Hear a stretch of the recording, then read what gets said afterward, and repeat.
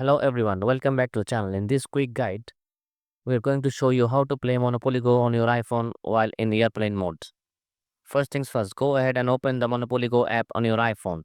Once you're inside the game and before you hit the Go button, slide down your control center and enable airplane mode. Now continue playing the game and collect your game money as usual. Next, tap up the album icon located at the bottom of your screen. Here you'll see a various stickers collection. Tap on any one of them. You can then add stickers to the designated spots to complete your sets and earn rewards. Want to share stickers with your friends? Just tap on the friends option. This allows you to exchange stickers with your buddies to help each other complete albums and get those sweet rewards.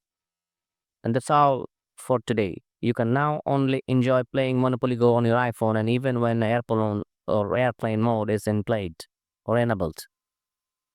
Thanks for tuning in. If you found this guide helpful, don't forget to hit the like button and subscribe for more awesome tech tips and tricks like this one. I'll see you in the next one.